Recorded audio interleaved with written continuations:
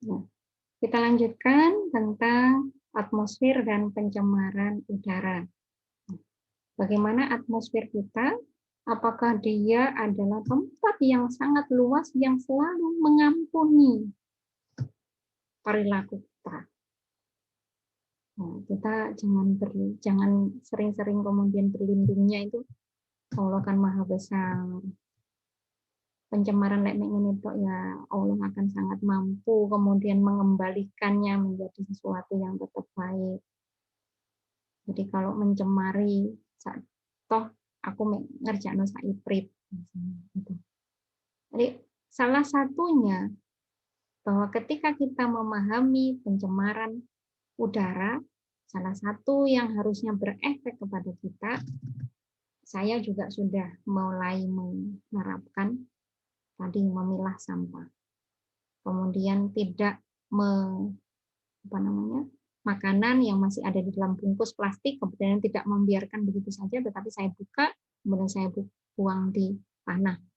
Ya, nah itu ya kita mempelajari siklus harusnya memberikan dampak yang besar kepada kita. Nah, itunya memberikan sedekah kepada lingkungan, ikut berperan serta bahwa siklus tadi itu, ya Allah ini siklus itu kan Allah yang mentakdirkan. Saya gitu ya. Saya niatkan, saya buang itu kemudian turut serta menjaga siklus yang sudah diciptakan oleh Allah tadi tidak terganggu. Penting kan? Penting. Nah, kemudian bagaimana tentang yang saya masih sering jumpai adalah membakar sampah. Tidak baik, tidak benar. Kalau dikaji itu bisa nanti misalnya dari ilmu fikihnya gitu ya. Saya tidak ahli di sana. Kemudian ijtihad ya. Dipikirkan karena mudaratnya besar. Untuk orang kimia memahaminya harus lebih. Bahwa ketika membakar sampah adalah mengubah senyawaan-senyawaan yang tadinya tidak mobile, tidak bergerak. Kalau padutan itu kan nggak bergerak.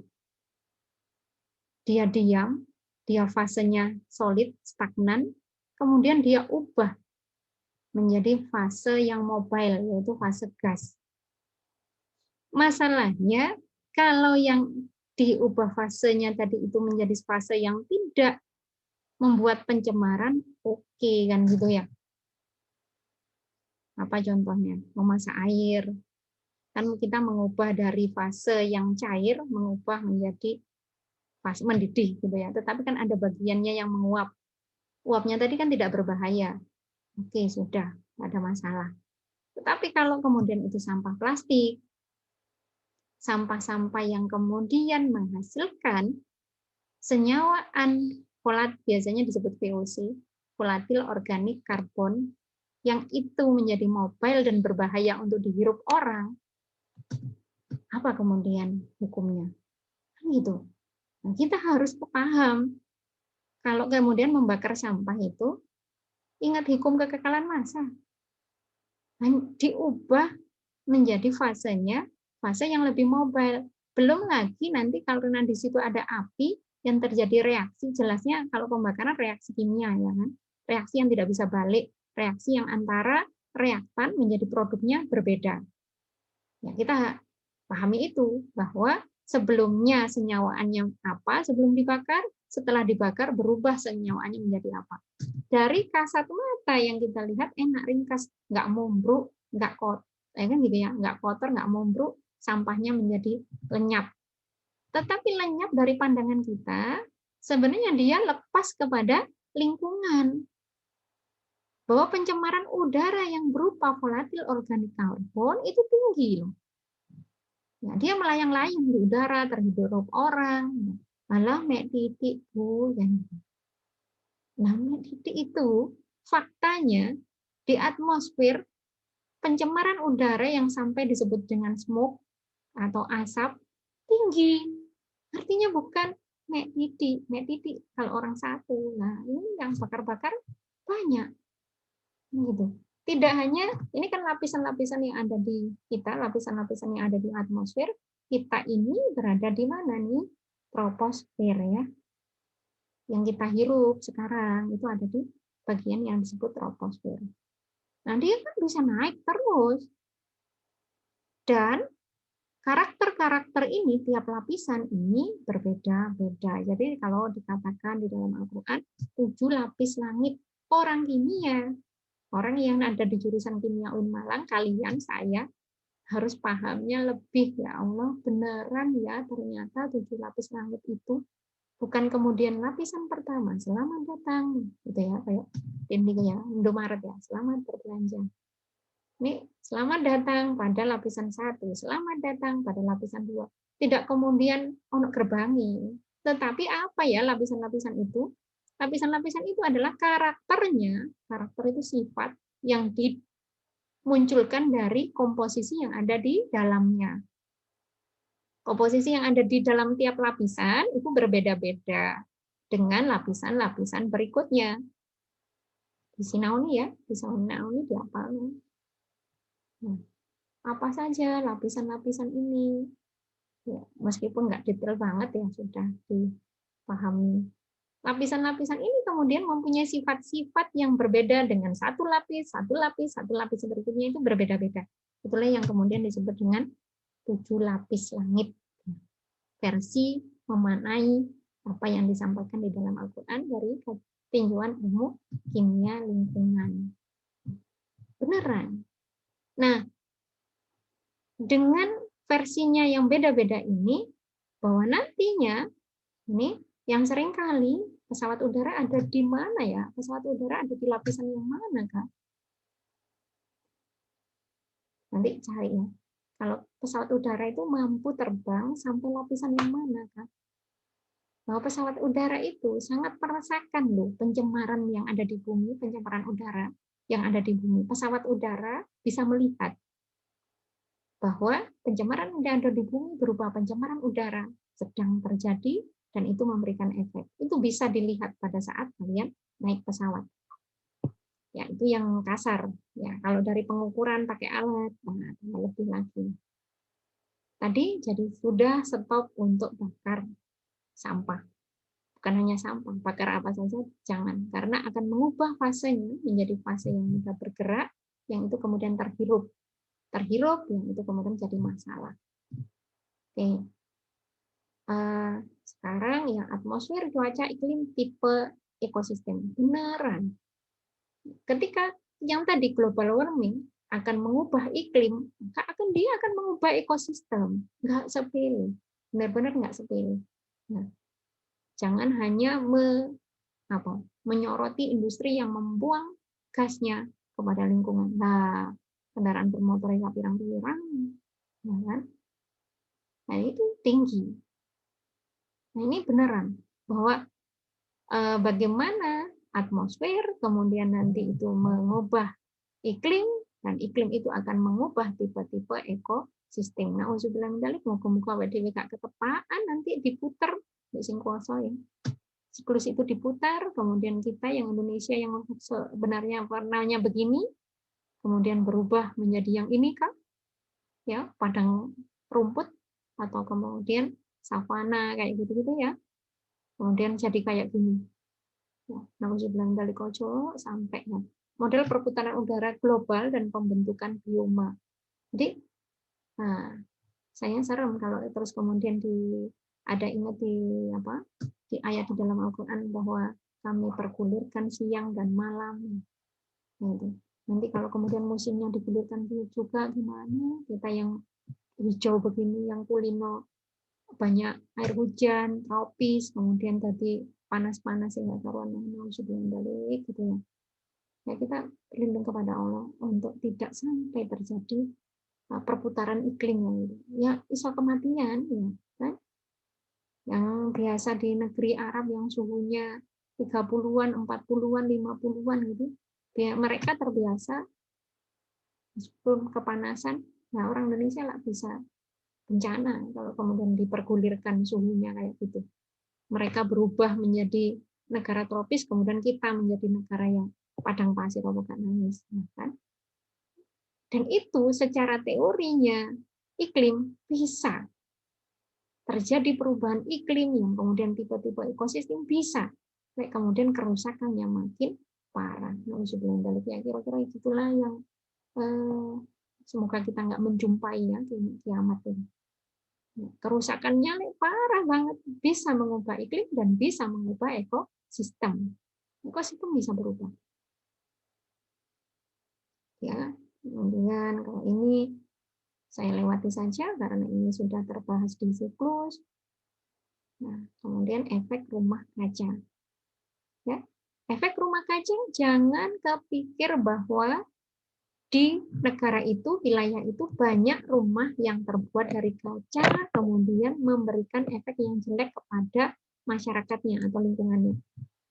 Materi yang saya sampaikan hari ini, insya Allah di pertemuan berikutnya jadi tulisnya, supaya nyicil untuk sinau. Nah, kalian juga mudah-mudahan mencintai materi-materi yang ada di kimia, kemudian memberikan semangat yang besar apa yang bisa saya lakukan untuk masyarakat. Bukan masyarakat, nanti lulus lah kita berbuat itu. Nah, orang yang paling baik adalah orang yang bermanfaat. Nah, pikirkan itu. Kan enggak sampean saya nemen wis tuwa kan gitu ya. Sampean malah sudah balik akhir sudah dapat amanah itu. Nah, ini rumah kaca bukan karena banyaknya rumah-rumah yang terbuat dari kaca, bukan sama sekali. Tapi adalah apa yang dirasakan oleh orang-orang yang mengalami rumah kaca, efek rumah kaca, bagaikan berada di rumah kaca, ya bagaikan, ya memaknainya itu begitu. Nah, kalau orang-orang yang berada di rumah kaca, ya orang-orang yang berada ini kan kalau dalam istilah bahasa Inggrisnya kan greenhouse effect ya. Nah, greenhouse effect itu yang disebut sebagai itu loh rumah-rumah yang biasanya untuk percobaan biologi, nanam apa gitu. Itu pada saat siang hari mereka mendapatkan sinar matahari cukup ya. Ya cukup ya, lebih dari cukup ya. Namanya juga rumah terbuat dari kaca ya, kok panasan kan gitu. Kalau di greenhouse kan mereka membuat itu karena ingin mengisolasi, misalnya pengamatan terhadap tanaman, kepinginnya tidak dipengaruhi oleh kondisi lingkungan yang ada di luar, biar sesuai dengan apa yang saya amati saja misalnya.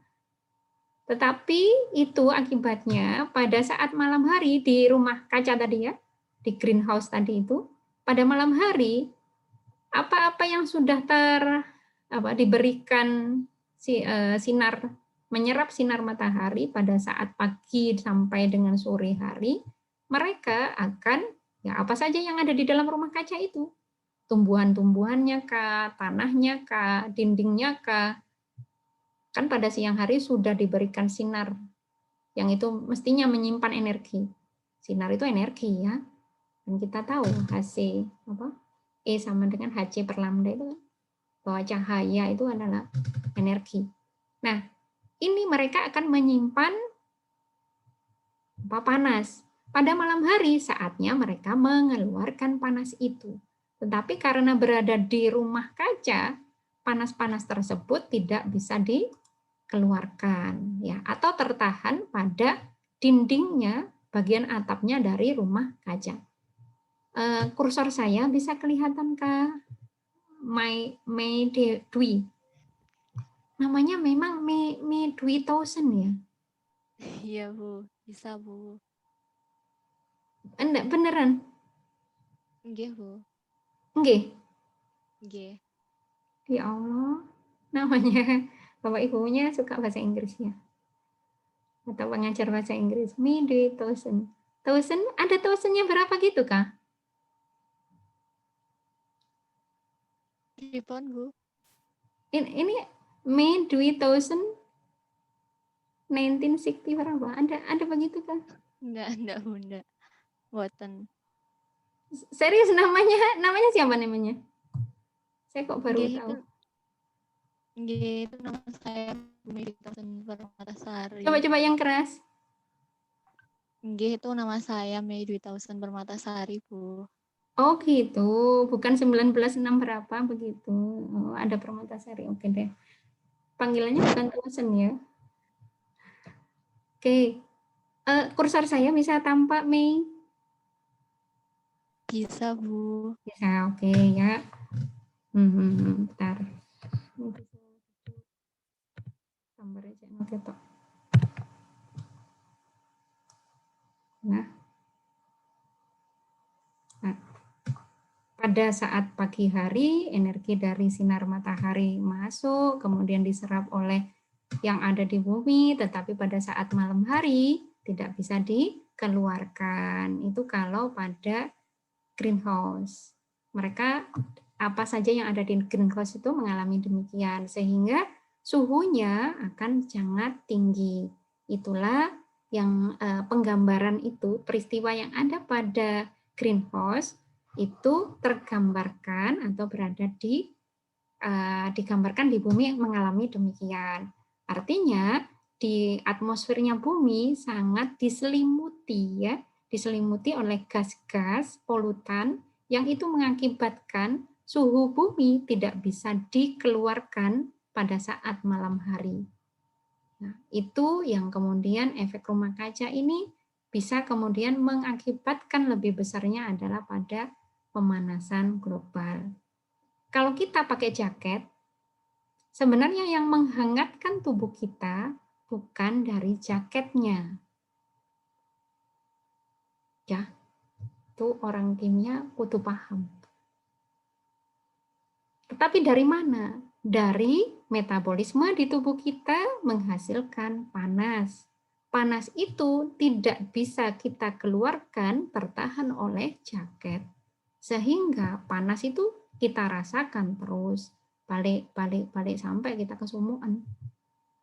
Jadi bukan dari jaketnya yang hangat, tetapi dari aktivitas metabolisme di tubuh kita menghasilkan panas yang nggak bisa kita keluarkan karena tertahan oleh jaket. Seperti itu kira-kira kondisi bumi ketika dia diselimuti oleh pencemar udara. Ya, dan penghijauan itu menjadi sangat penting.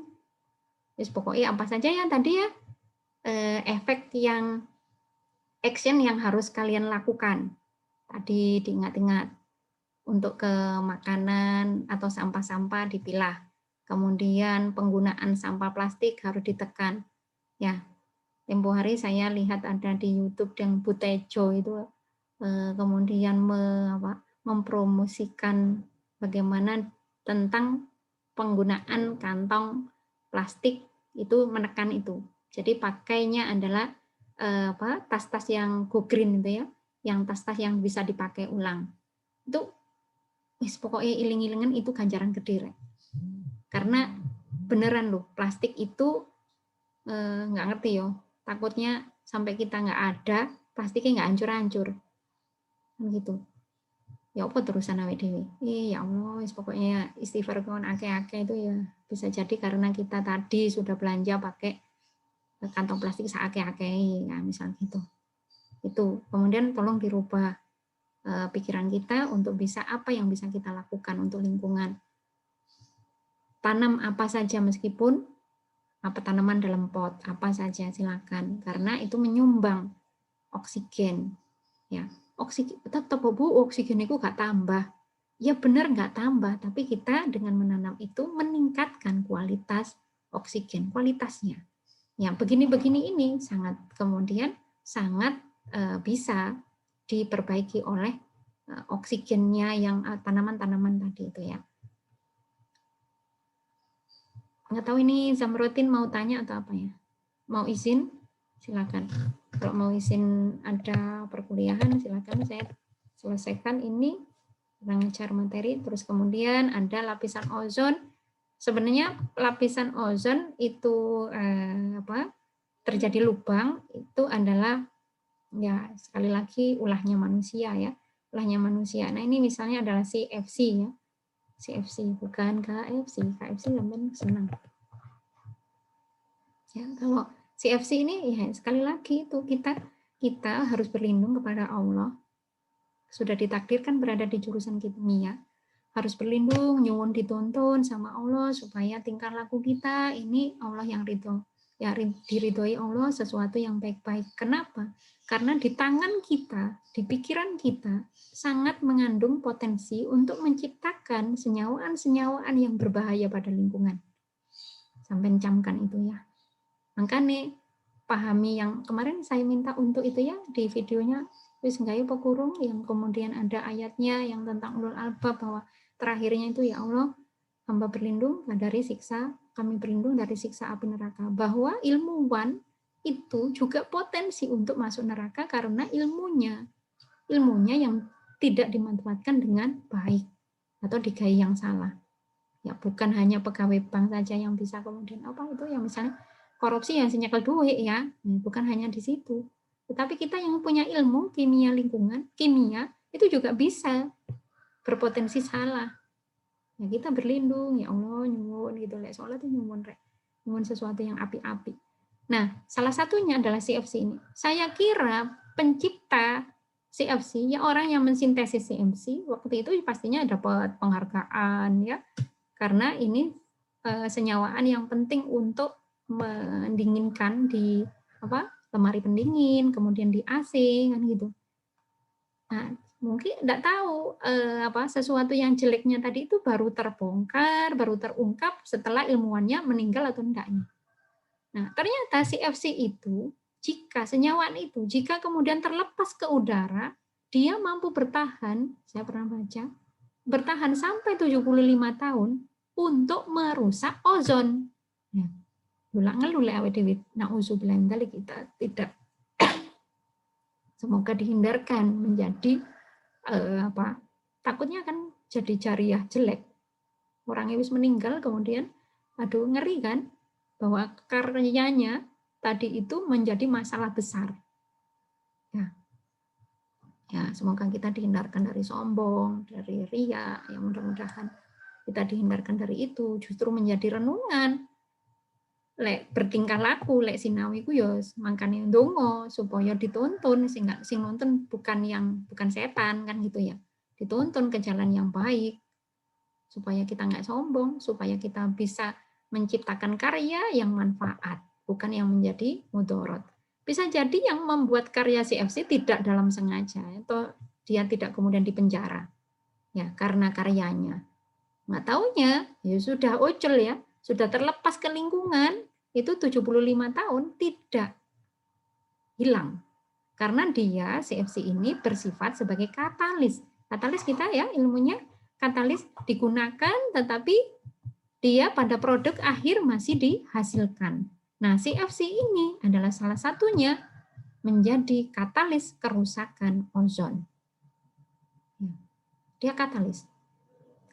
Kemudian hujan asam. Ini hal-hal yang sebenarnya sudah sangat terjadi di kita. Ya kan? Hujan asam ini sangat terjadi pada kita.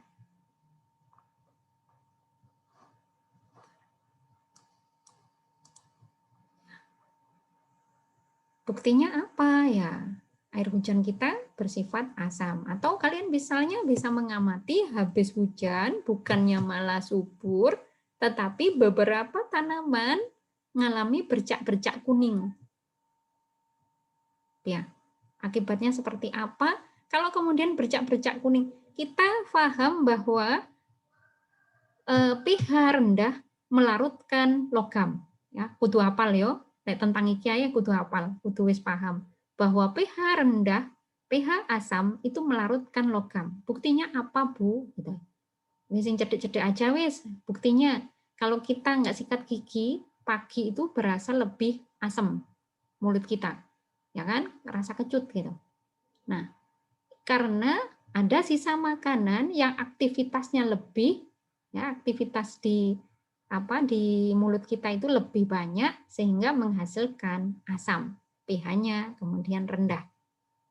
Nah, kemudian dengan bahasa lain mungkin kalau dari versinya yang lainnya teman-teman yang dari bidang ilmu lain misalnya menganggapnya adalah dari aktivitas mikroba, kuman yang menggerogoti kan gitu ya, di iklan-iklan itu kumannya iso nutuk-nutuk nek nggone gigi nih, sehingga giginya menjadi keropos kan gitu.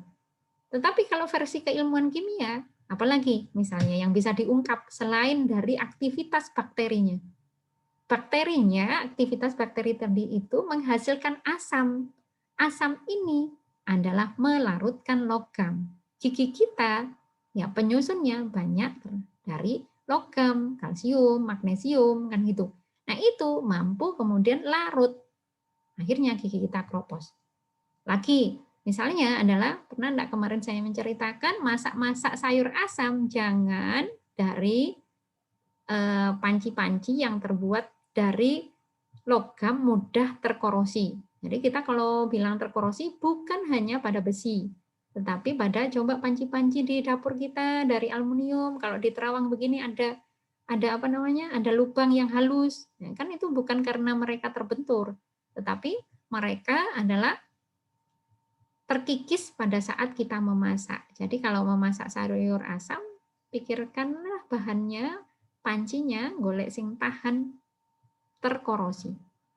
Nah, pada hujan asam itu ada hutan yang sampai sangat rusak gara-gara habis kena hujan.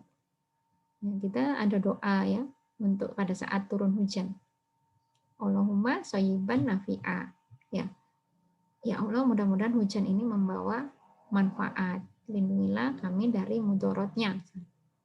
Itu ya. Nah, itu kemudian hujan yang asam, yang bersifat asam, kenapa sih bisa merusak hutan, merusak tanaman? Kenapa ya? Karena tadi logam-logam atau mineral-mineral yang pada tanah, pada batu-batuan, itu ketika berinteraksi dengan